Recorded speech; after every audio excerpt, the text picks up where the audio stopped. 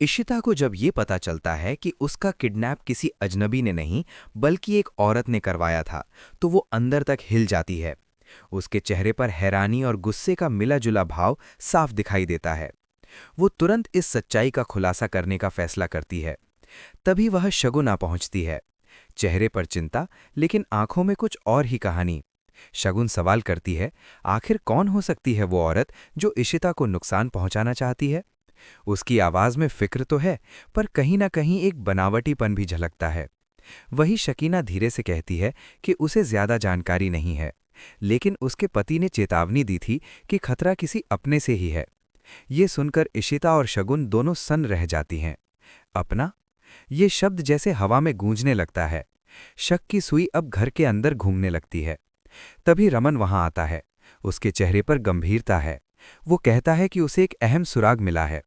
शगुन भी तुरंत कहती है कि उन्हें भी कुछ बताना है, लेकिन वो पहले रमन की बात सुनना चाहती है।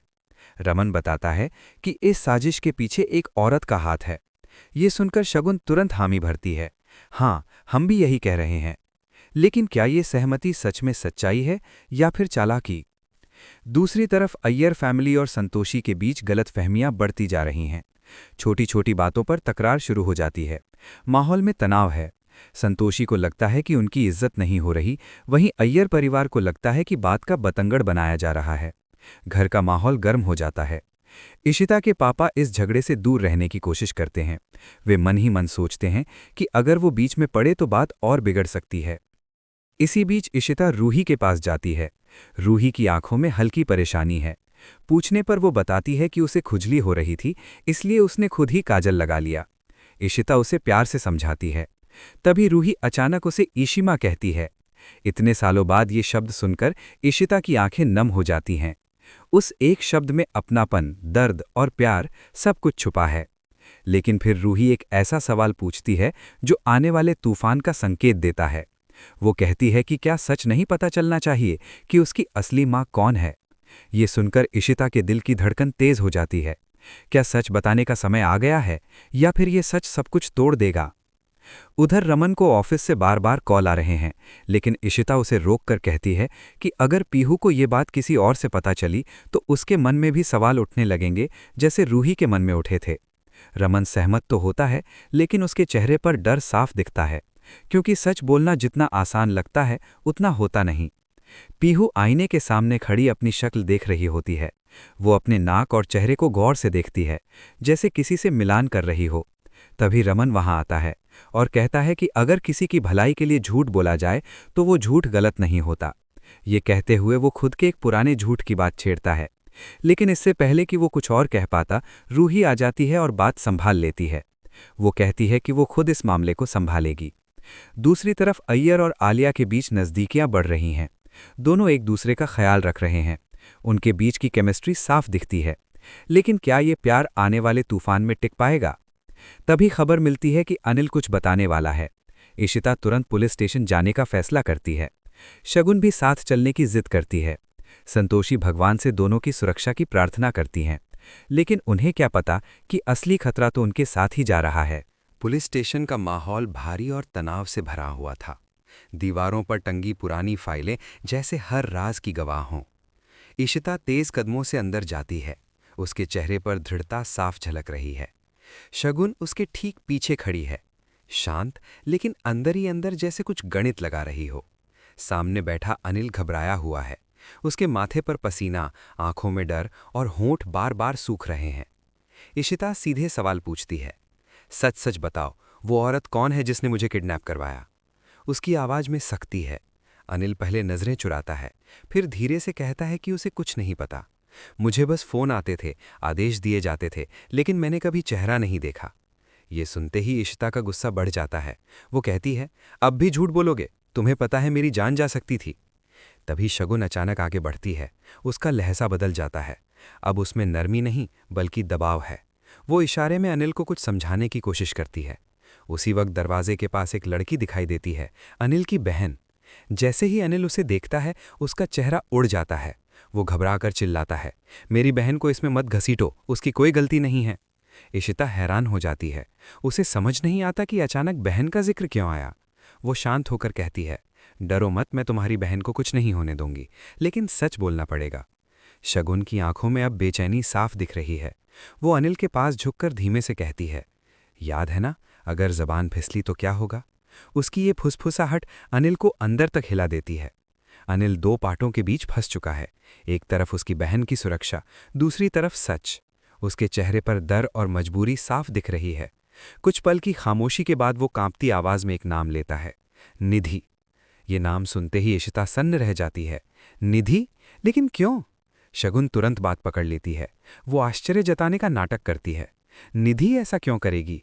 वो तो पहले ही रूही को किडनैप करने की कोशिश कर चुकी है। अब अनिल पूरी तरह टूट चुका है। वो कहता है, सब उसी का प्लान था, वही आपको मारना चाहती थी। लेकिन उसकी नज़रें बार बार अपनी बहन की तरफ जा रही हैं। उसकी आंखों में माफ़ी और बेबसी साफ झलकती है। इशिता के मन में उथल पुथल मच जाती है। क्या सच में निधि ही इसके पीछे है, या फिर कोई और खेल खेल रहा है? जब ये बात रमन तक पहुंचती है तो वो साफ इनकार कर देता है। वो कहता है, नहीं, मुझे पूरा यकीन है कि निधि ऐसा नहीं कर सकती। रमन की ये बात पूरे मामले को और उलझा देती है। अगर निधि नहीं तो फिर कौन? उधर पुलिस स्टेशन से बाहर निकलते वक्त शगुन चुपचाप रुक जाती है। वो दोबारा अनिल से मिलने जाती है। इस बार उसके चेहरे पर मासूमियत नहीं बल्कि सख्त चेतावनी है। वो धीमे लेकिन खतरनाक लहजे में कहती है, बहुत अच्छा किया तुमने। याद रखना, जब तक तुम्हारा मुंह बंद रहेगा तुम्हारी बहन सुरक्षित रहेगी। अगर मेरा नाम लिया तो अंजाम बुरा होगा। अनिल के आंखों से आंसू बहने लगते हैं। वो समझ चुका है कि उसने मजबूरी में झूठ बोला है, लेकिन अब वो इस जार में फंस चुका है। दूसरी तरफ घर में सबको लगता है कि शगुन ने बहुत बड़ा काम किया है। सब उसे फरिश्ता समझ रहे हैं जो इशिता के साथ खड़ी है, लेकिन सच तो कुछ और ही है। अपने कमरे में अकेली बैठी शगुन आईने में खुद को देखती है। उसके चेहरे पर एक खतरनाक मुस्कान उभरती है। वो धीरे से कहती है, शगुन अरोड़ा इज बैक। इशिता, अब तुम्हें कहीं का नहीं छोड़ूंगी। उसकी आंखों में बदले की आग साफ दिख रही है। सवाल अब और गहरा हो गया है।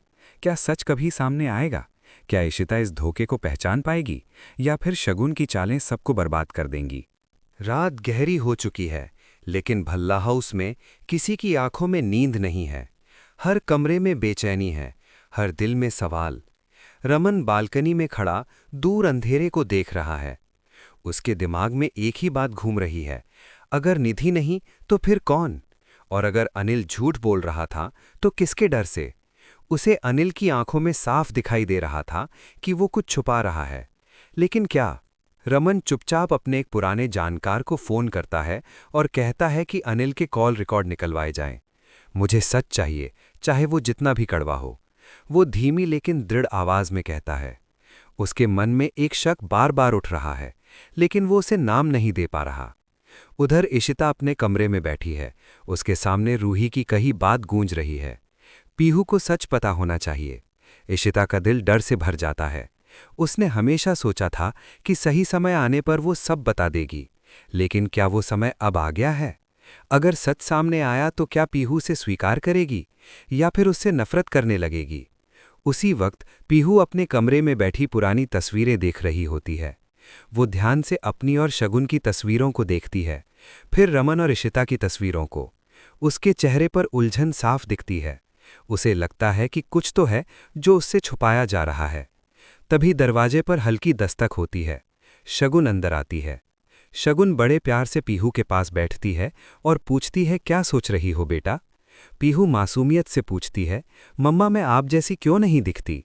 ये सवाल सुनकर एक पल के लिए शगुन के चेहरे का रंग उड़ जाता है, लेकिन वो तुरंत खुद को संभाल लेती है।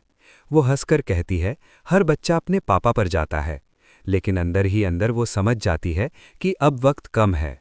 दूसरी तरफ आदि और आलिया की कहानी भी एक नया मोड़ ले रही है। दोनों एक दूसरे के और करीब आ रहे हैं। आलिया को मिहिर मामू की दी हुई सलाह याद है, रिश्ते भरोसे पर टिके होते हैं। लेकिन क्या उनके रिश्ते का भरोसा आने वाले तूफान को झेल पाएगा? क्योंकि घर का माहौल अब धीरे धीरे जहरीला होता जा रहा है। अगली सुबह रमन को कॉल रिकॉर्ड की जानकारी मिलती है। उसे पता चलता है कि अनिल को जिस नंबर से बार बार कॉल आते थे वो नंबर फर्जी आईडी पर लिया गया था। लेकिन एक और चौंकाने वाली बात सामने आती है। उस नंबर की लोकेशन कई बार उसी इलाके में ट्रेस हुई है जहां शगुन अक्सर जाती है। ये सुनकर रमन का दिल बैठ जाता है। क्या उसका शक सही दिशा में जा रहा है? वो तुरंत किसी से कुछ कहे बिना खुद जांच करने निकल पड़ता है। उधर शगुन को भी खबर मिल जाती है कि रमन अपने स्तर पर जांच कर रहा है। वो घबरा तो जाती है, लेकिन उसके चेहरे पर वही आत्मविश्वास भरी मुस्कान लौट आती है। खेल अभी खत्म नहीं हुआ, वो खुद से कहती है। इसी बीच इशिता पुलिस स्टेशन से लौटकर अनिल की बहन से मिलने का फैसला करती है। उसे लगता है कि शायद बहन के जरिए सच बाहर आ जाए। जब वो उससे मिलती है तो लड़की रो पड़ती है।